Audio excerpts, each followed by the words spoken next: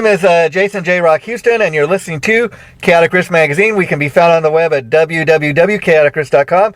And our guest today is lead singer Michael Dry from the band Gale Force. And welcome to the show, Michael. How are you doing? Thank you, Jason. I'm doing well. Now, I got to share with the people kind of the way I found out about your band is I was reaching out to an old friend of mine, Tracy G, who's a guitar player in your band, and just to kind of see what he was up to. And I seen that he was posting about this project, Gale Force, and you guys have a single, a video up right now. And what is the name of the song again? Could you help me out there? It's called Crash and Burn. Crash and Burn, and I got to tell people so. I was initially reaching out to my old friend Tracy to see what he was up to and to see if he'd be interested in doing a new interview with me. And then I came across the video for Crash and Burn. And I want to urge people to really check out the video, because I can tell you, just based on hearing the one song and checking out the video, I was so impressed. It's like I haven't heard anything like this in a real long time. It comes across as really fresh and original sound, and it makes me I like the one track so much that I want to go out and get the full-length album. And can you tell us where are you guys with the full length? Has that got a release date? Has it been released yet? Yeah, so far we've released it independently, and but we're keeping our vision open to whatever may transpire after this. But for those people who you just mentioned Crash and Burn, if you'd like to see that, that's at galeforceband.com. Galeforceband.com, and then you can see that on the video page. But the album has been released now, just barely, and we made a call out for people if they wanted to buy. The first 200 people who wanted to buy a CD got a signed CD, and so we just sold out of those. But we still have CDs in stock, but it's released. Well, you're off to a great start now. Do you think part of that is in a large part because of the way people have been responding to Crash and Burn? Or, talk a little bit about the history of the band. I mean, for one thing, how long have you guys been around as a band?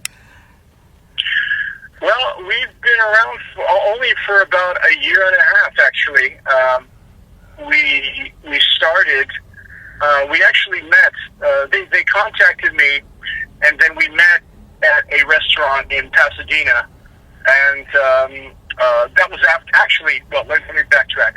After they contacted me, they sent me one of the songs that they'd been working on, and I listened to it. And I actually really liked it. I felt compelled to write write some vocal melodies and lyrics to it, and then I sang the lead vocals in my studio and sent it back to them, and they really liked what I did, and so that's at that point we met at a restaurant, and we discussed everything and decided to form from that point on. So, and that first song was Crash and Burn. Actually, that was actually the first song we did before we even formed as a band. Wow. So, there you have it. That's pretty impressive. And so, do you know how they came across your name, Michael? I mean, did somebody recommend you? Did they see a web page of yours or something? Yeah, I have a presence online, and they saw that and listened to my music and thought that my lead vocals would be perfect for. Yeah. And again, I haven't heard the rest of the album, so I'm just basing. I'm basing this all on the one track, but like I said, the one track was really impressive to me, and it's kind of interesting to hear that that's the first track that you guys did, and I think what's interesting, like I said initially, I was going to reach out to Tracy, see about doing a new interview, because I've been a big supporter of what he does for years, and I just wanted to catch up with him. But what's kind of interesting, like for anybody out there that knows Tracy G or is a fan of his work, I mean, of course, this one track we're talking about got great guitar work, but if you're thinking you're going to hear anything like what he did when he was in Dio or any of his great solo albums he put out over the years that really is guitar oriented, I mean, this is really not so much centered around just Tracy, but it's really like there's a band feel to this, and I think that's a great thing, you know. Tracy's a fantastic guitar player. He's very he does things a little bit differently than other guitarists do. In fact, let me quote to you what Ronnie James Dio said about him during his tenure with Ronnie. Yeah. He played, just to give you, well, you already know this, but he played a few of Dio's fan studio base albums and a live album as well. But here's what Dio said. He said, Tracy is absolutely a brilliant guitar player. He doesn't want to be a guitar player that people expect. He's a real progressive thinker and plays the kind of music that Vinny Appice and I would want to play. I love playing with Tracy. Great sense of feel, great mind, and a great player. He's just brilliant all the way down the line, and he's capable of doing absolutely anything. I think he does a better job than anybody I've ever played with, unquote. That's Dio. Yeah, I mean, Tracy G could be the type of guitar player that kind of just lives off of, ex-Dio guitars, but he, like I said, since then, he's put out a lot of great solo albums. He's one of these guitar players, while he has the ability to be a great shredder, Guitar Hero type player, everything he puts out, he kind of, it's not so much about that, it's about what fits the group that he's in, or what fits the song, And plus the melody, actually, one of our ballads on the album is called Red Line, and what he did on that song is just amazing. It's in terms of the lead solo, it is so beautiful. He can go from playing a powerhouse, aggressive lead guitar or rhythm guitar to a beautiful melody, choosing the kind of notes that really bring the emotion out of the song. And so that's what he does in Redline. Yeah, it's awesome solo. I can believe that because I don't know if you've had a chance to hear it, but there was a song that he wrote when he was in Dio with Ronnie James Dio. It was, I think, one of the few ballads Ronnie James Dio's ever done, called This Is Your Life. And Tracy was a co-writer on that song, and it's one of the most beautiful ballads I've ever heard. I heard a version he did on one of his solo albums a few years, but that's just one of those great Dio tracks that he played on that a lot of people have kind of forgotten about. Mm-hmm. And let's talk now a little bit about the other guys in the band and a little bit about your history. Like, I guess as far as you Michael, like, what are some things that you've done prior to Gale Force? Well, I was in a band called Barren Cross. Okay. Kind of a bit of a progressive metal band. A little bit more along the lines of Iron Maiden back then when we were doing it more like Iron Maiden. Oh, okay. With sometimes different progressive time signatures from like bands like Yes. I was very influenced as I was growing up by the British progressive rock bands of the 70s. Oh, wow. Bands like Yes, King Crimson, UK, early Genesis, and some progressive rock bands from other countries like Rush and Kansas. Mm-hmm. I also liked British metal bands. But there's something about the British music that always attracted me.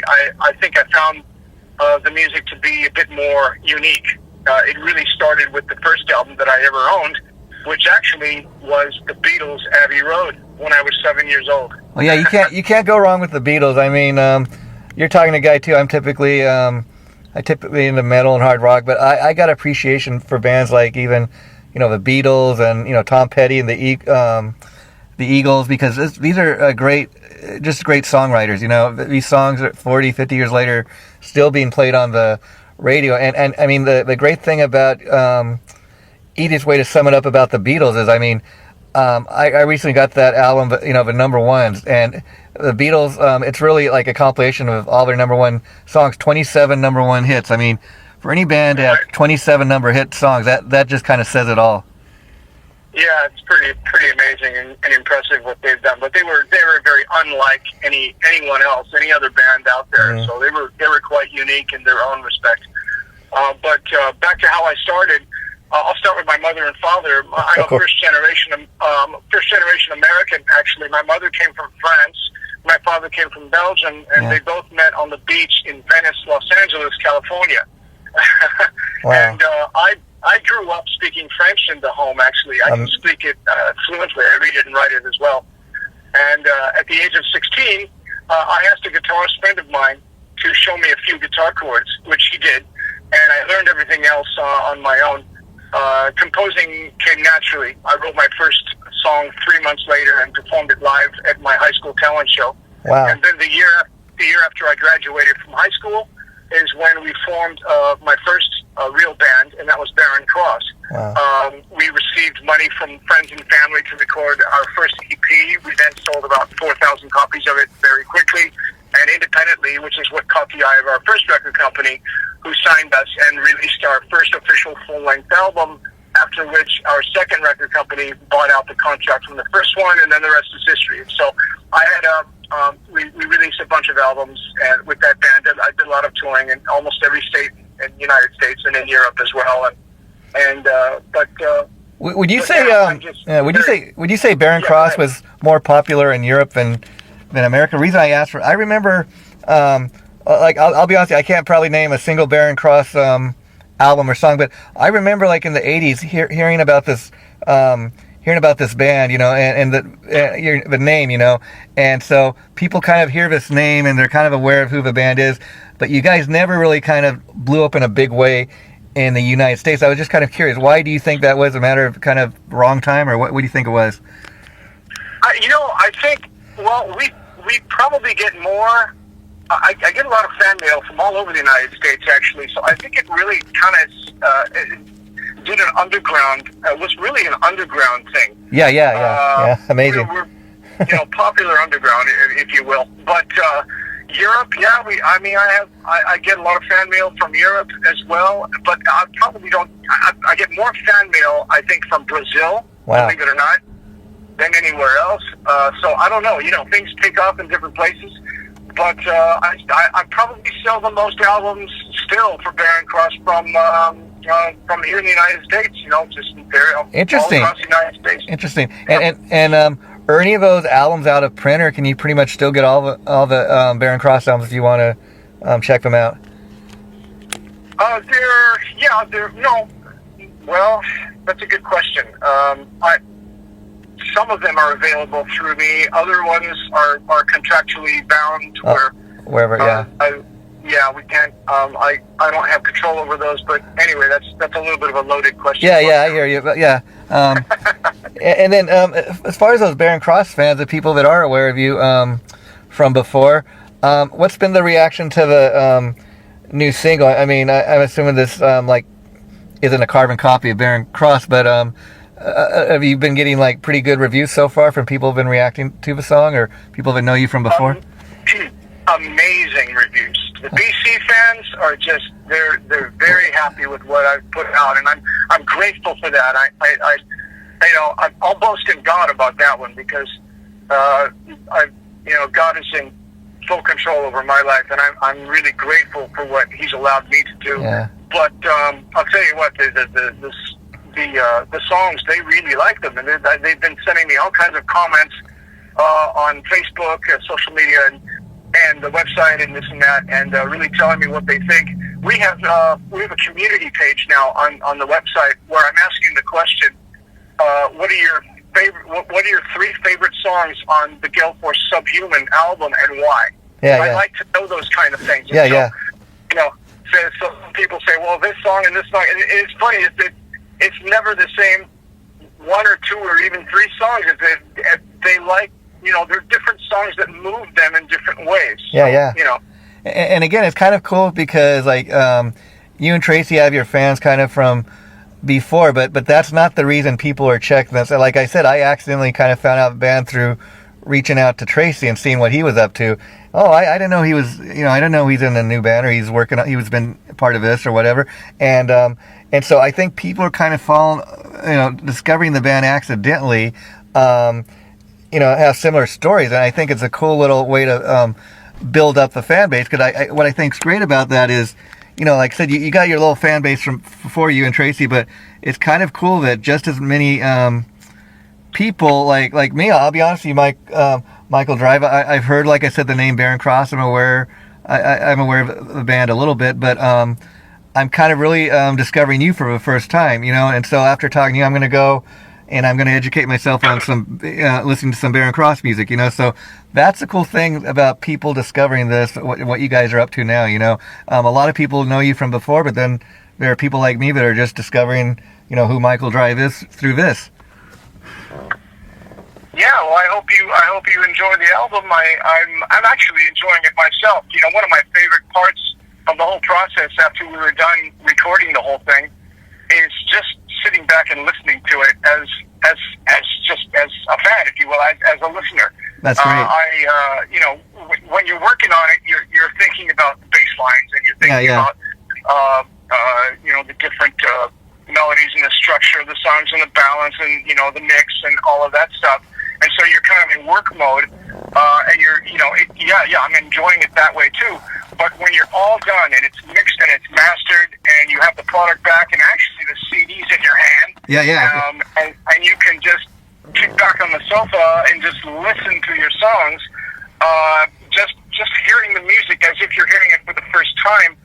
That's when it's really enjoyable. That's my favorite part of the whole process. Yeah, I have listened to my own album many times now, over and over again, because I really enjoy the music myself. That is so cool to hear. And, you know, you just bring up a very good point there in the sense that I'm kind of old school that way, in that a lot of people want everything so immediate right now. A lot of people are like, I'm not going to buy the whole CD. I'm just going to buy the single. I'm just going to pay 99 cents. I don't want the whole album.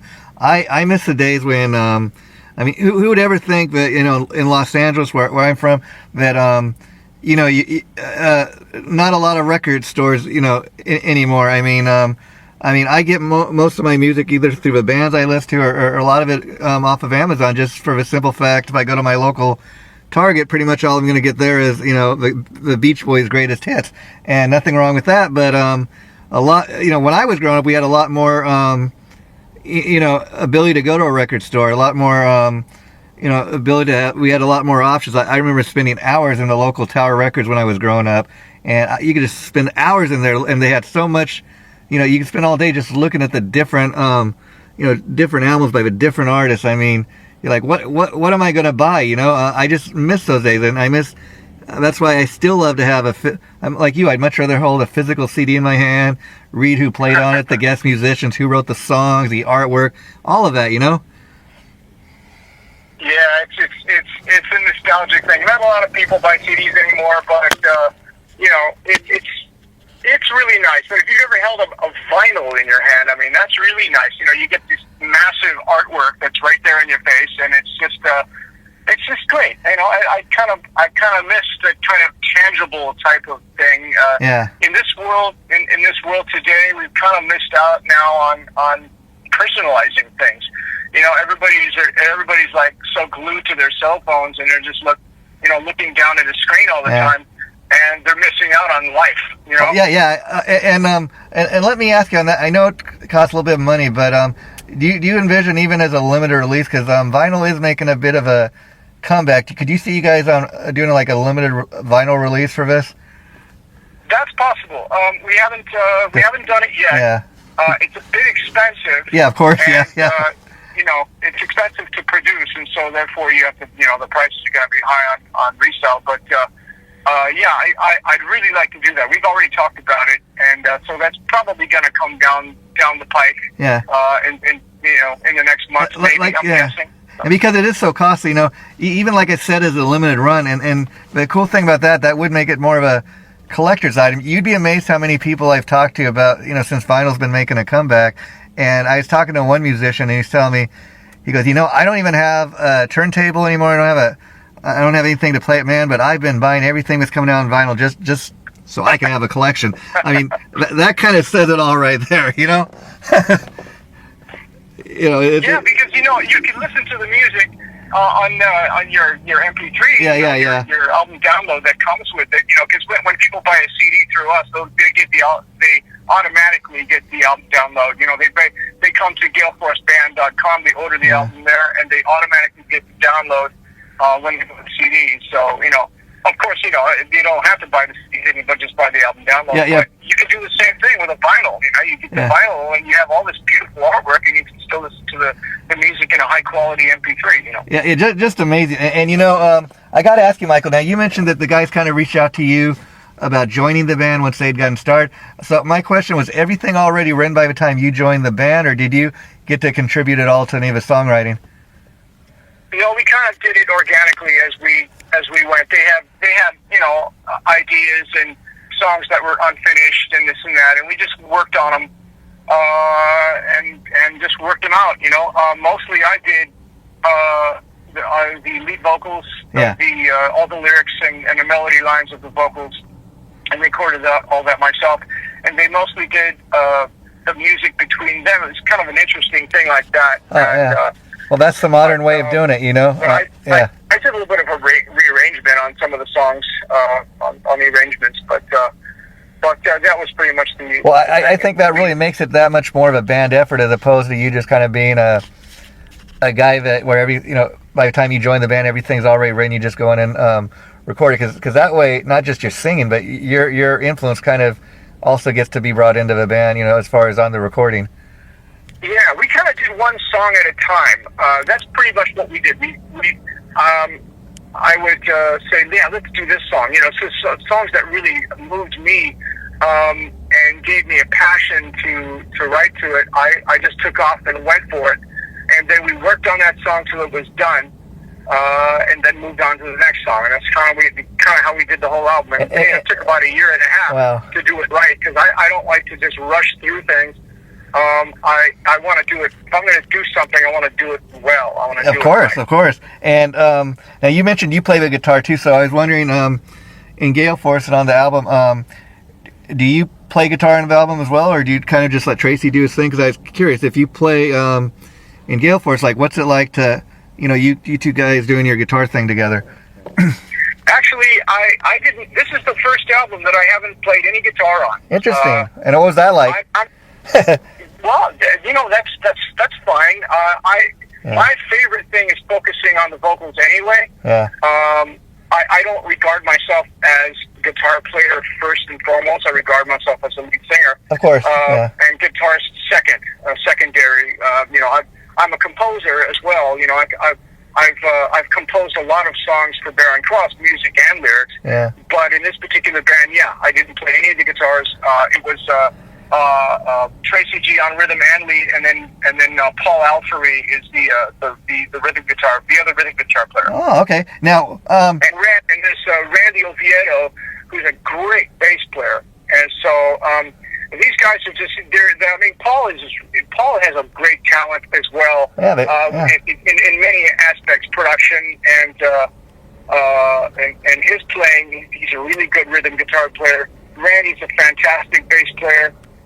Tracy, you already know, and this is a really very talented band and great songs. I'm very proud of what we've done, and really anxious for the world to hear this album. Yeah, and like I said, I'm just discovering the band for the first time. It's the first time I've ever interviewed you, Michael. But even just going to your website and talking to you today, one thing that really comes across, even just if anybody goes on your website and looks at it, what you guys do a great job of it. Like it'd be one thing to say, and maybe you get a lot more fans this way saying like, Gale Force featuring Tracy G and Michael Drive. But I love the fact that like even just talking to me today, you highlight everybody in the band, and you know what I mean. So it's not just about featuring X Dio guitars. As great as that is and everything, everybody like there's a real band unity here, and even just talking to you today, you're really saying, this guy's great at this, and this guy brings this to the picture, and I really feel that band unity just going on the website and the way you guys are promoting the band.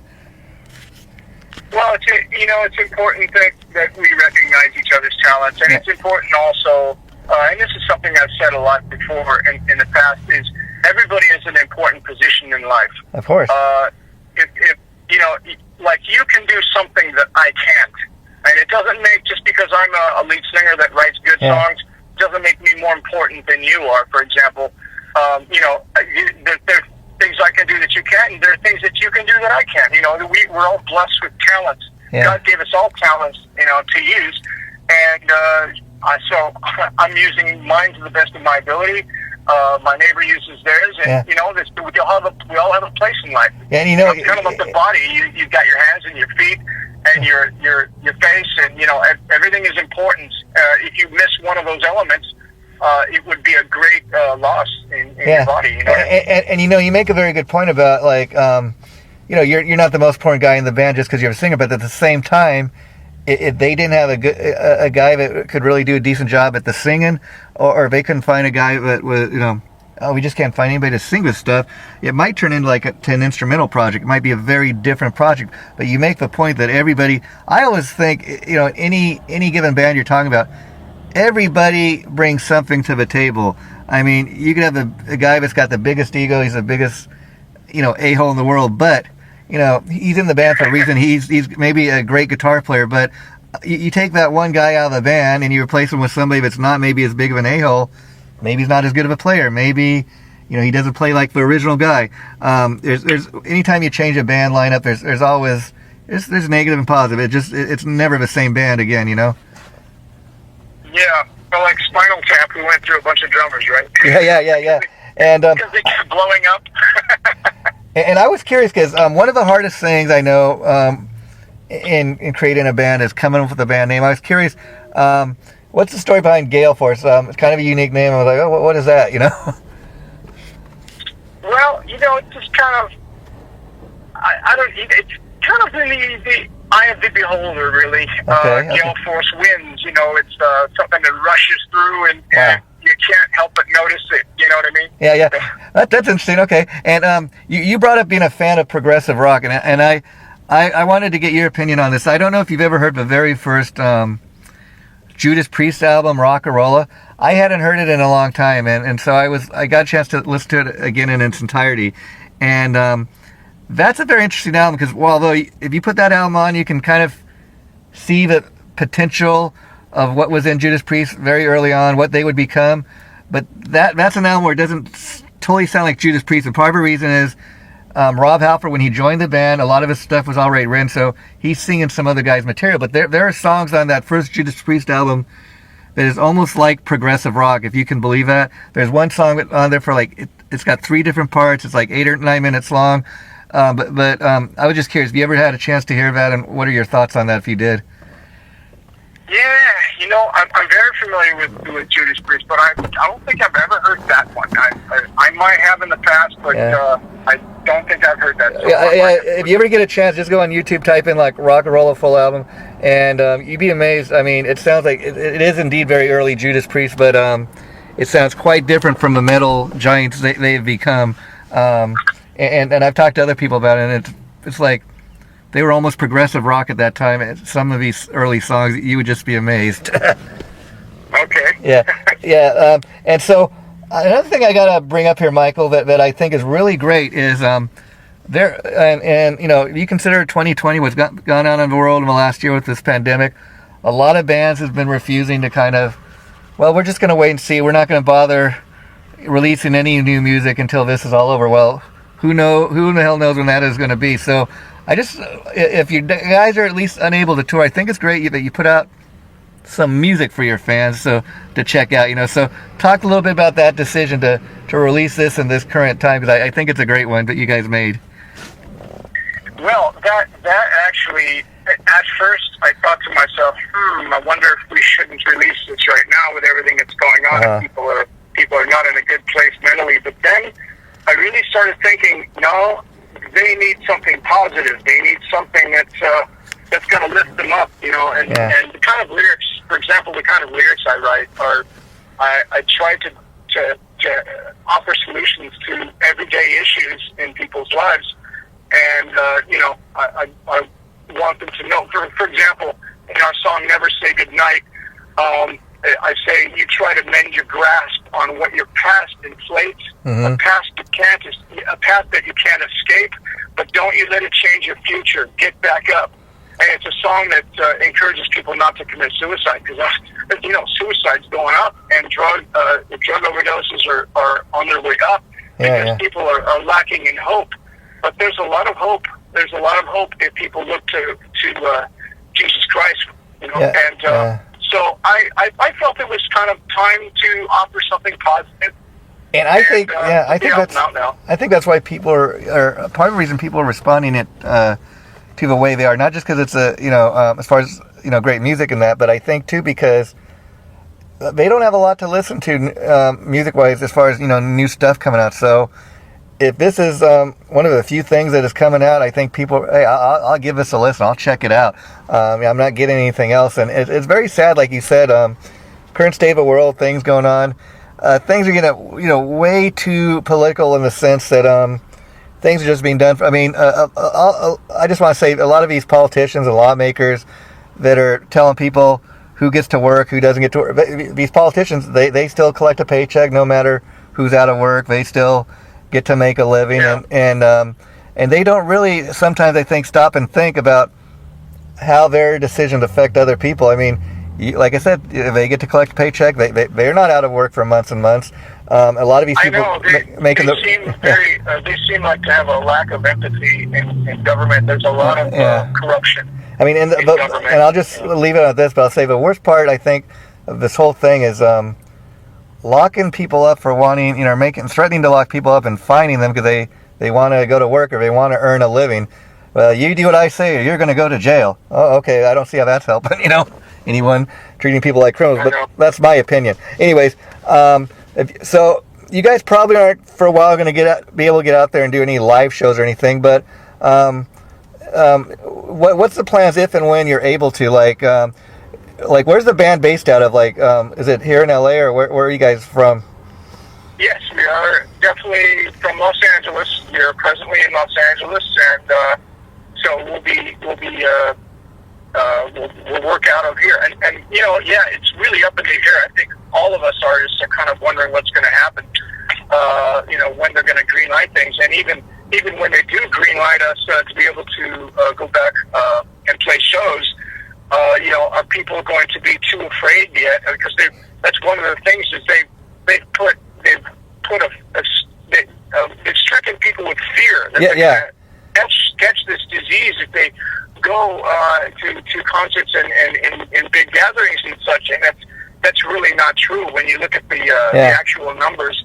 Very few people even get it, and those who do, very few of them even die from it. And so it's it only affects those really who are who have an underlying health condition and elderly. And very few young people even are affected or even have any symptoms. And the craziest thing to me, if you want to look at the so-called science, is here in California we're locking everything down, hardly able to do.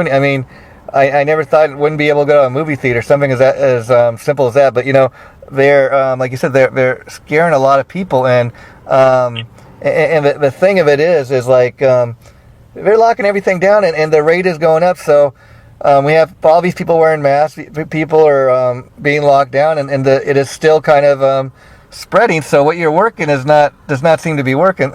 So maybe let's try something new, or let's see what's going on. Yeah, there's a lot of unjust decisions that they've made. Like you can social distance in a grocery store, and you can social distance in a liquor store and in a casino, but you can't do that in a church. Yeah, by all means, so close the churches, And so it really doesn't make sense, and it almost seems to me like there's an agenda behind all this. I don't want to get into all that. No, but I totally agree because we'll end it on this as far as that goes. But I'm able to go to Walmart, and there's tons of people in Walmart, and the parking lot is full, and I'm like, okay, nothing against Walmart. I like shopping there, but if I can go in Walmart, why can't I go, eat a meal at the local McDonald's? There's even fewer people in there, but it just seems like it's targeted. But I think all that being said, it's great. It's a great time to have a great new album by a great new band like Gale for us.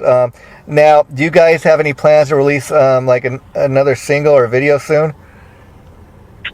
Yeah, hopefully. Yeah. Hopefully, we're actually already debating which song will be the next one to do a video, and so so we'll see. We don't we haven't made that decision yet, but right now we're really getting a lot of people that really like the first one, Crash and Burn. Yeah, and now for people that heard Crash and Burn, I was curious. Would you say that would be a good example of the overall sound of our album, or would you say this album has many different sounds? So if you think that's just a example of what this band is about, you just scratched the surface. Well, I think that all of the songs really go together very, very well. And yes, you can say that Crash and Burn is a good reference to the rest of the album. That's accurate to say that. That's great. But then when the second song opens up, which is the title track, Subhuman, man, it just really captures that one. Every time that one comes on, I always want to crank the volume. And I know Tracy has said the same thing on that song. You really want to turn it up because it's so great. Yeah.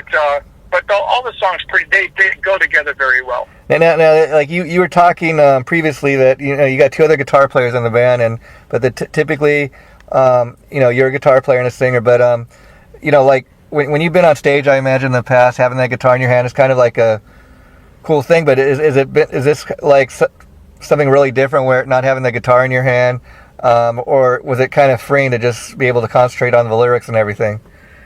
No, I'm actually quite used to just having the mic stand and the microphone in my hand. Okay. Even with Barren Cross, I would grab my guitar maybe 5 songs during the set. Okay. Or something like that, and I almost always played an acoustic solo during the middle of the show as well. But usually I'm right there on the microphone, and I'm running all over the stage. Wow. And I like to have that freedom, play with the people and have eye contact and pound their hands and this and that, and I just have a great time on stage. And part of that be too because like I said, I've talked to people, I've interviewed many musicians over the years, and they've told me, if you have a guy that can like sing lead, front a band, and play the guitar, that's a talented guy. I mean, that takes a lot of work. So I imagine when you're up there on stage, playing the guitar maybe for 4 or 5 tracks, as you said, you got a little more freedom to run around and do whatever you're going to do and really get involved with the audience. Yes, that's true. I like to interact. That's one of the things that I really like about doing concerts is being able to interact with the audience, not just stand up there, like a board and sing, but just look at the band and get down there with them. Get on my knees in front of the front row, and just sing right to people and sometimes throw myself out to the audience. In fact, that's interesting. That I just brought up something that reminds me of something we did that was really funny. We were in South Texas. This is with Barren Cross. Okay. And the bass player, we thought we'd play a little trick on him because his crowd happened to be really rowdy that night. On this total south of Texas, close to the Mexican border. And anyway, we pushed him out into the crowd. Oh, wow. I mean, they were like piranhas. They started ripping all of his clothes off and his chains and everything. And if we would have left him down there 30 more seconds, he would have been completely naked. Wow, that's amazing. And and then I wanted to ask you, like, being that you guys aren't able to get out there and tour like you typically would right now, have you discussed the possibility of doing any of these streaming events like other bands have been doing? Yeah, no, actually, we'll probably do that too. But, up until now, we were really strongly focusing on the recording. Of course, yeah. And obviously, because this really just came out. I mean, it's very, very fresh. Yeah. Subhuman. I mean, like I said, I've just heard the one track and it's been so good. I can't wait to hear the rest of the album. And I really urge people to check out the single because it's going to leave you wanting to hear more. And final question for the day, Michael. I want to talk a little bit about your influences as far as like you mentioned some of them, but is there a band or an album that you could kind of point to in your collection to say, that's the band or that's the album that really made me want to do what I'm doing? Oh, I'm going to have to think about that one. Yeah. That's a good question. Is there an album? Well, or even a couple of albums, or not particularly like your favorite, but just one that really kind of stood out to you. Okay, I'll put this one out there. UK. The band is called UK. Oh, wow. And the album is called Danger Money. Danger Money. Okay, I'll have to look that up. Wow. Well, Michael Drive, it's been a pleasure talking to you, and the interview we just did should be going up in the next week or two. I'll let you know the minute it posts. Once it does, you're welcome to post on any of your sites if you wish to do so, or just tell all your friends. And if you enjoyed this, when I get a chance to hear the rest of the album, maybe we could do a follow-up interview. But let's keep in touch, and anytime you have anything to promote, it could be with this band or any other projects you have, feel free to reach out to me, okay? Thank you very much, Jason. I appreciate you having me on. Oh, yeah, it's been great getting to know you. Take care, my friend. Bye-bye. Thank you. Bye-bye.